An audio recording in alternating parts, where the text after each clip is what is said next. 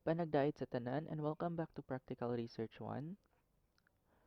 Our topic for today is about reviewing the literature and developing your writing. If you can still remember the different chapters in research, this belongs in chapter 2 titled Review of Related Literature.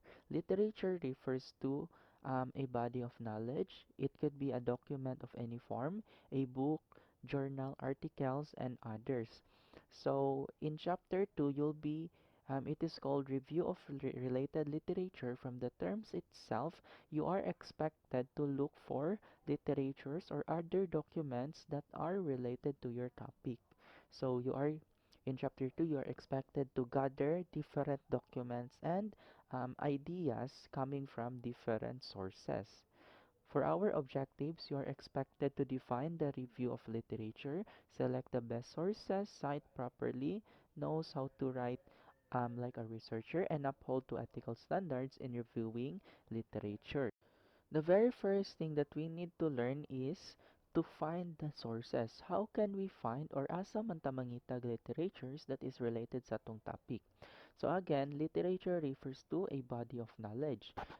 Kung maguna-una tag literature, atong mahuna-unaan gyud una is the library, which we can actually access there is scholarly materials. So meaning mga materials that is created by expert. In our generation today, aside from the library, we can also search other sources in the internet to be exact. So daghan kaitag mga different sources makita sa internet. The following are the different sources suggested by expert where we can use freely. So kindly take a screenshot na lang. This will be very useful in your future research in your second semester, on your next semester rather. So by the way, I would like you to keep documents and copies of information of our discussion right now in this whole semester because when the time you will be you will conduct your research by the next semester, your teacher will no longer be inputting or having a review of our discussion today. Instead, he will only meet you to monitor, such as to check the progress of your research, to find errors in your research, and so on. And again, dili na mo mag-discuss aning mga gipang discuss nato. So please keep your copies of our discussion. Okay, since daghan makaitag makita gyud nga kuan resources of literatures guided nga makita pwede nato siya i-access sa library and sa internet. So how can we look or find the best or the most suited sources for our topic? So natay mga criteria to determine that. First, we need to make sure that that is a book or journal article. So dili kay kuan ha mga definition lang nga information atong i-input, but we need to check the article or the literature if it came from a very reliable book or journal article guided nga it is published by an expert. Okay, sources written by the expert of your topic. Sources published recently within the last 5 years. It is to make sure that the the literature that you are using is can still apply to our research today. Kay if dugay na manggod kaayo atong research nga literature nga gamiton, na a possibility that it will no longer exist in our generation today. It will no longer apply or the connection will be dili na kayo siya visible. Sources that can be accessed entirely. So there are some literatures that we can find in the internet that is very limited. For example, dili imuhang na lang, just make sure that the sources that you find can be accessible from chapter 1 until the chapter 5. So, mo na pinaka-importante. Sources that are accessible to you, sources that many people keep referring to in their own books or articles. So, sources that your teacher professor recommends to you, you need to make sure that that source is being recommended sa imuha. So, unsa may nga mga gipang. Okay, in this manner, you will have to ask the recommendation of experts. So, you need to find effort pod kung unsay um, ma-recommend nila nga sources of literature. Citing properly. The following are the different formats on how we can use references for our research: APA, MLA, and Tuburan or Chicago Manual. In our research, we'll be focusing on APA format. So the rest, it is just presented there for you to know that we have different formats for citation, but we'll only be discussing the APA format.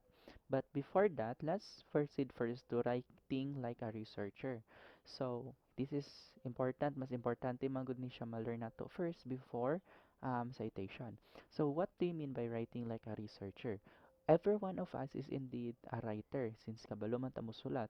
But our manner of writing is different. For example, when we talk to our friends, lahi atong manner of writing, lahi atong sound. When we talk to our parents, to strangers, so lahi ato ang manner of writing. Since research man ni atong gibuhat, we need to write like a researcher or an expert. The ver the vocabularies, we need to be careful on the vocabularies that we'll be using. We need to sound like a professional and to be formal. Okay, the first one is citing inside the text. So, okay, the following are the different ways on how we can cite the different texts. Let's assume that we already found a research article. So, karon we have four ways that we can input information in our research that is coming from the article that we found. The first one is using a direct quote, paraphrasing, comparison, contrast, critical analysis. To make it clearer, let's check the example. Okay, the first one, direct quote. So never mind the example first. Let's define direct quote. Diba kaila naman tag quote? When we say quote, this is a statement or a paragraph stated by a certain person. And sa social media, hilig kayo tamong gamit og quotes, no? As status or captions atong mga pictures. Napatay mga quotation mark to identify that those are or to emphasize that the words inputted there are the exact words used by the person nga ato ang gi-accreditan. So aside from the quotation mark, naabot tayo name naka-attach kung kinsay gistorya ato nga statement or nga quote. So in the world of research for Chapter 2, Review of Related Literature, we are allowed to copy paste the entire words of a source or a literature. But nabutay mga limitations ana. We are not allowed to overuse it. The first thing that we need to remember is that we need to indicate ay to input quotation marks. Aside ana, we need to cite the name of the kung kinsa toy tag-iya na nga quote. So the last name and the year kung kanusa niya gi-state, as well as the page. So importante kay nino in what page siya gi-mention. Okay, aside ana, okay, as I mentioned, limited ra ni atong paggamit og direct quote sa tuang review of related literature. Um, a maximum of 3 quotes per page. So kada page 3 ra gyud dapat, and the quotes must not exceed rather 20 words. So 20 words ra atong limit kada quote. So nganong naman tay limitation? It is kay kung wala man gud tay limitation, basin manggod ato ang research mahulog na puro ra direct quote. So mao nang natay limitation because we need to expound bang yun the literature that we found. Okay, for example, Wa Mibalik 2018 states that quotation mark one of the ways to make a manuscript readable is to subdivide the literature review into clear subsections. Parenthesis ay quotation mark and then parenthesis page number 65. So again, you need to mention the page number because the literature that you need to find is in a form of journal or article. So to continue, because such practice helps the readers easily see a clear structure of the paper. The second one is paraphrasing. We are all familiar ani. Unlike the direct quote wherein gicopy nato tanan the idea and the exact word, paraphrasing only copies the idea. The words to be used is different. So, copying the idea using different words. And then mag-provide gyapon tag citation, last name and year kung kanus siya gi-state. So, in our information here, let's compare it sa tuang direct quote. So again, si direct quote, this is the exact words used, while si paraphrasing, the exact idea but different words. So one of the best ways to organize a review of the literature is to have a clear structure with different section. If you can still remember, the information earlier sa direct quote relate same sila idea but in paraphrasing in lahi na ang manner sa pagsulat wala tay quotation mark and gidaritso ra siya. For example, unsay nalahi nila sa direct quote we have the word ways to make a manuscript. Pag abot sa paraphrasing, since di man nato siya pwede copy-paste, let's write it in a different manner. Instead of writing literally to make a manuscript, atong gigamit nga terms diri is to organize a review of the literature. So that is one way of that is the idea of paraphrasing. You may using the idea, copying the idea, but using different words to convey it. You may use the synonym of the words, the original words. Comparison. Comparison is similar, pareha ra kay ni siya actually ni paraphrasing. Ang kalainan lang is you'll be needing two or more literature. Comparison refers to similar manggod similarities. So meaning you will need to find two or more literature and look for informations nga similar sila. For example, to make it clear ha, both Lund and Berg 2017 and Wamibalik 2018 emphasizes the importance of presenting a thorough review of literature in qualitative research. So, as what if you've noticed, in this example, we are using two literatures. Literature nga himo ni Lun and Berg as well as literature ni Wa Mibalik. And then, we are emphasizing nga naa sila similarities which is kaning informations nga ato ang gi-provide. So, mao nang comparison iyang tawag. And the manner of writing this is, delivering this is, you also need, is the same as paraphrasing. Copy the idea, but you need to write it in a different manner. The next one is contrast. Very opposite kay comparison. Kung si comparison, similarities, contrast talks about the difference. You need to use two or more literature and state the difference between the two. For example, while Denzin and Lincoln 2011 emphasizes the importance of using solely qualitative research concepts in research papers, Yin 2014 sometimes uses quantitative research concepts such as validity and reliability. So, in this example, the ideas are contrasting. Ano man. The first literature or source states qualitative research, while the second one is quantitative research. So, I do hope you get the idea. The last one is critical analysis. Accordingly, critical analysis is slowly vanishing in the world of research. Ano man, because among the discussed ways of writing like a researcher, critical analysis is very difficult. You need to thoroughly study or scan each statement sa imuhang literature nga makita.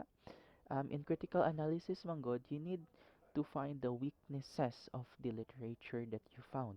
Mangita ra kag bikil and i-expound ni mugtaman nganong nahimo siyang weakness atong literature nga tuang imuhang nabasa. Okay, before ta mo proceed, let's have a short review lang. Aron di ta maglibog. The first one, direct quote. You may copy the idea and the exact words, but make sure you use quotation marks.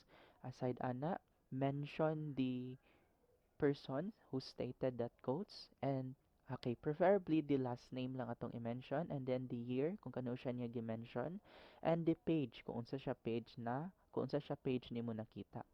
Paraphrasing, you can copy the idea, but you need to write it in a different manner. And also mention you need to also mention the last name of the source and then in what year siya mention. Comparison and contrast. So si comparison and contrast are very similar to paraphrasing. Ang difference lang is si comparison, focus niya is similarities using two or more literature and then you need to state unsay similarities ani nga mga literatures. Contrast, opposite ni comparison, using two or more literatures and then you'll be stating the difference among the between or among these literatures. The last one, critical analysis, which is slowly vanishing now because it is very difficult to apply. You need to thoroughly read every single information sa article nga inyong makita and you need to find the weakness of that article and you will have to expound it, no? So very critical gyud ni siya no from the term itself, critical analysis. So before we proceed, you need to remember that whenever you cite someone's source, you must use his or her last name and the year of publication. The page number is used only when you use a direct quote, meaning the rest dili na ka mag-use og page number. When you use a direct quote, you must also use the quotation mark. Okay, aside ani, again, natay limitation sa direct quote. Every page, the maximum of direct quote that we can use is 3 and the maximum words in every quote is 20. It is to make sure nga dili mapunog quotes ato ang research. Basin ba kada page puro na lang direct quotes atong gibutang and wala na tayo na contribute nga ideas. Okay. Let's proceed to the second part, no? Reference entry of a book.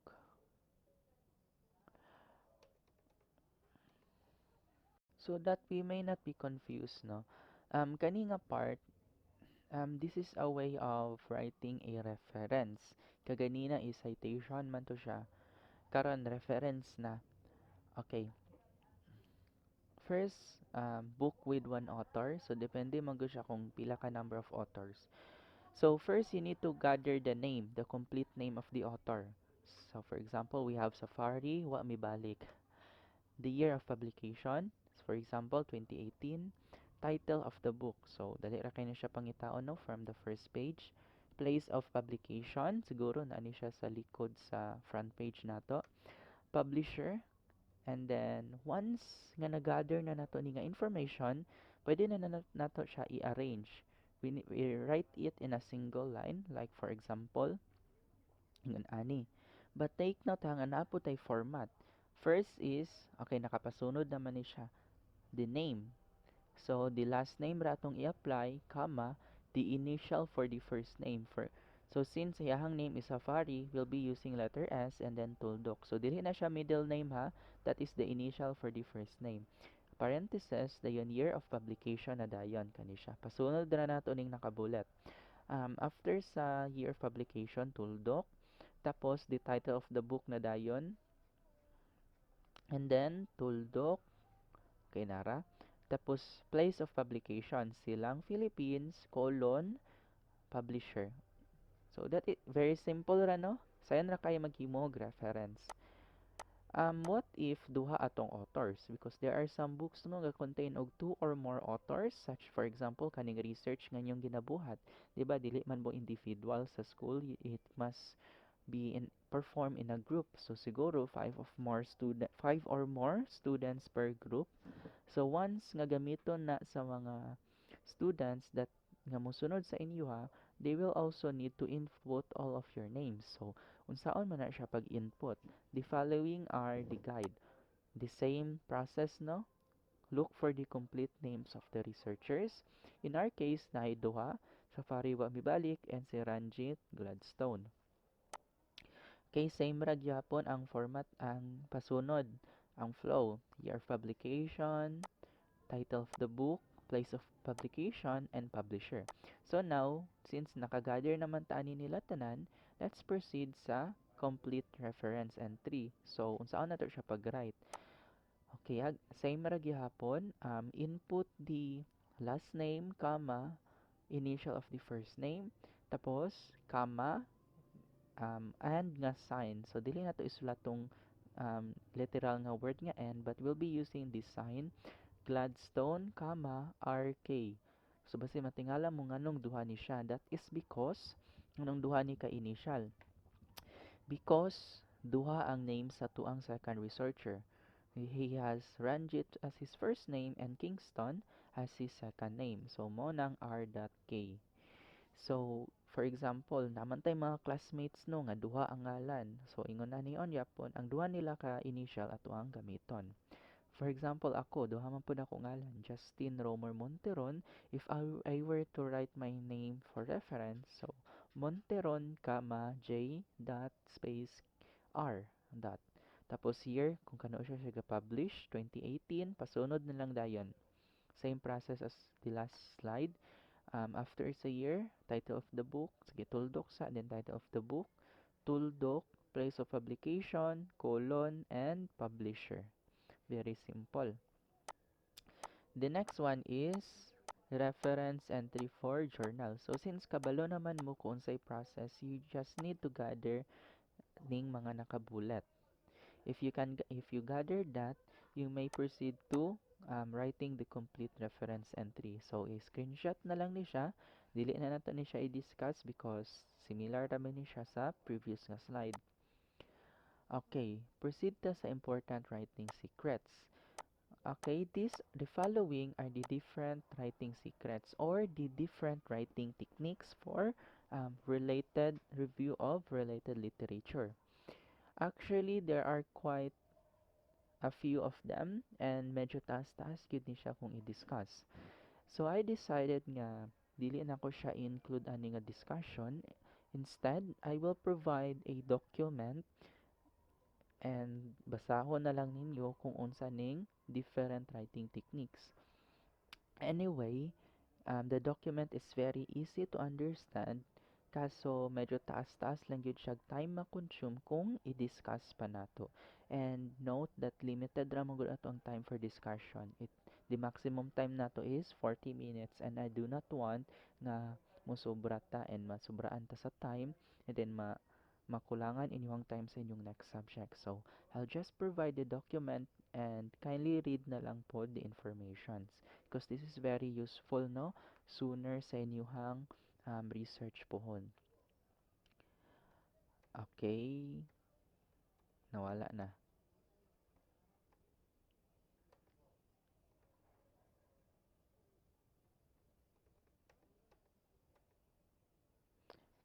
Let's proceed to upholding ethical standards.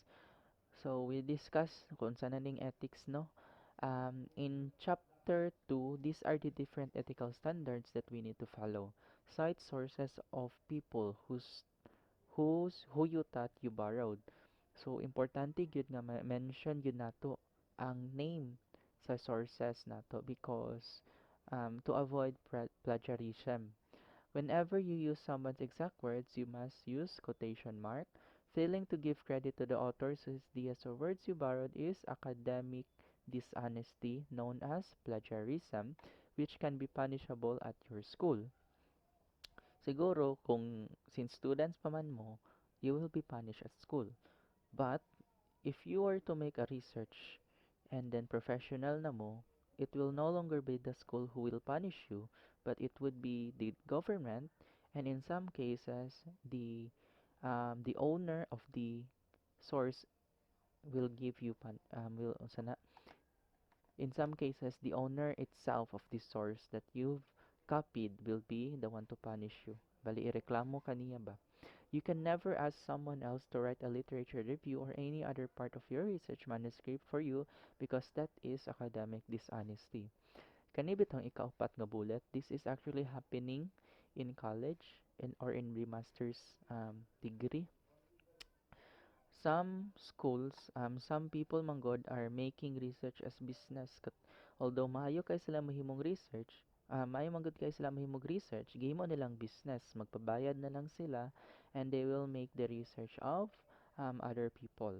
In many schools, it is not allowed to use the same literary review written for another subject in your new subject. If you have a good reason to do that, uh, you need a teacher or professor to know up front. That's the end of our lesson for today. I do hope that you learn a lot. The discussion is actually quite a few, no? Especially kung na-mention pa tato itong mga writing style. So again, do not forget to read the document that I have attached in your Genio account and to answer the activities before it expires. So again, once the activity expires, we will no longer be able to answer that. But anyway, the duration for the activity is quite long, so the time is more than enough for you to answer. So again, thank you class for coming and I hope to see you again next meeting.